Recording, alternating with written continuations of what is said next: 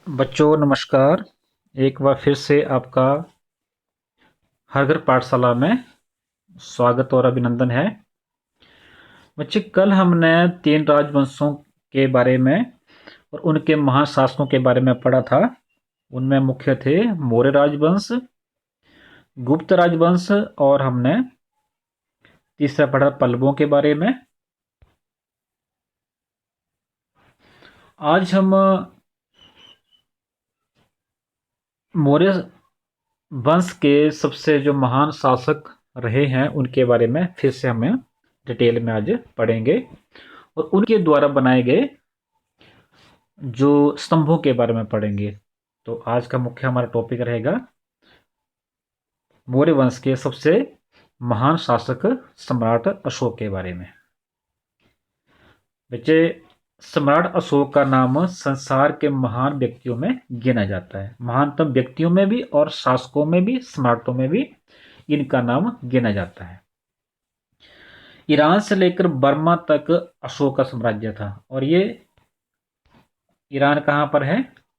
यहाँ इस जगह ईरान है और यहाँ पर ये बर्मा है। इसे आज हम म्यांमार के नाम से भी जानते हैं। ठीक है बच्चे, साथ में हम मैप को भी स्टडी करते रहेंगे, यहाँ से हमें और ज़्यादा समझ आएगा। अंत में कलिंग के युद्ध ने अशोक को धर्म की ओर मोड़ दिया। अशोक ने जहां जहां भी अपना साम्राज्य स्थापित किया वहां वहां अशोक स्तंभ बनवाए। उनके हजारों स्तंभों को मध्यकाल के मुसलमानों ने उन्हें ध्वस्त कर दिया था।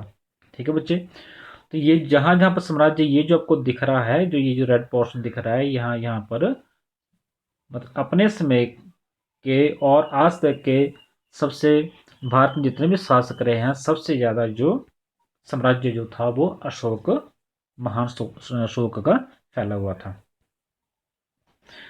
अशोक के समय मौर्य राज्य उत्तर में हिंदू कुश की श्रेणियों से लेकर और दक्षिण में गोदावरी नदी के दक्षिण तथा मैसूर कर्नाटक तक, ये हमने कल भी इसके बारे में आपको बताया था, डिस्कस की थी और आपके मैप की मदद से। और आज भी आपको मैं फिर से एक बार, यहाँ पर बेटा आपके हैं हिंदू कुश की पहाड़ियाँ और ये है आपकी गोदावरी नदी, इसे आप देख सकते हैं। और यहाँ पर ये कर्नाटक तक की बात कर रहा है। और यहाँ पर आपका ईरान या हम अफगानिस्तान बोल सकते हैं। और ये है आपका यहाँ से यहाँ तक, ये पूर्व, ये पश्चिम, ये उत्तर और ये दक्षिण, यहाँ तक की बात हो रही है। ठीक है बच्चे, यह उस समय तक का सबसे बड़ा भारतीय साम्राज्य था। सारनाथ स्थित अशोक स्तंभ को चुनार के बलुआ पत्थर के लगभग 45 फुट लंबे प्रशस्त्र खंड से निर्मित किया गया था। सारनाथ का कौन सा है, ये आप इसको देख सकते हैं। ये जो आपका स्तंभ है, ये वाला, ये सारनाथ का निश्चित स्तंभ जो है, जिसके ऊपर ये 4 मुख वाले शेरों की जो मूर्ति जो वो दिखाई गई है। इसको 45 फुट लंबे प्रशस्त्र खंड से, प्रशस्त्र खंड होगा कि एक ही पत्थर जिसको बिना तोड़े उनको जोड़ा नहीं गया, एक ही पत्थर से जो है वो 45 फुट का जो अशोक स्तंभ बनाया गया था सारनाथ में, जो ऊपर की ओर क्रमशः पतला होता जाता है। यहाँ पर इसको देख सकते हैं, नीचे से इसकी मोटाई ज्यादा है और यहाँ पर इसकी मोटाई ज्यादा है, यहाँ से इसकी मोटाई कम है। ये यहाँ पर आपको बताने की कोशिश की जा रही है अशोक स्तंभ के बारे में, जो ऊपर की ओर क्रमशः पतला होता जाता है और गोलाकार कंठ चक्कर से 4 भागों में विभक्त है। उनमें क्रमशः हाथी, घोड़ा, सांड और शेर की सजीव से प्रतीत होने वाली प्रतिकृतियां उभरी हुई हैं। तो आप यहां पर देख सकते हैं, यहाँ पर आपको 2 आकृतियां यहाँ पर चक्कर के आसपास हाथी की लग रही है और ये घोड़े की आपको नजर आ रही है और बीच में ये चक्कर है। इसे मैं पिछले कल आपको बताना भूल गया था, ये इसे हम अशोक चक्कर कहते हैं। ठीक है,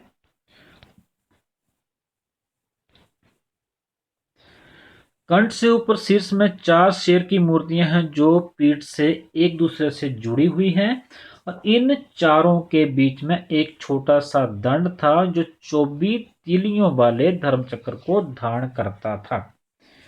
ठीक है, जो भगवान बुद्ध के 24 महापुरुष लक्षणों के प्रतीक था। ये आप देख सकते हैं यहाँ पर, इसमें 24 तीलियां जो वो बनी हुई हैं, ये देख सकते हैं आप।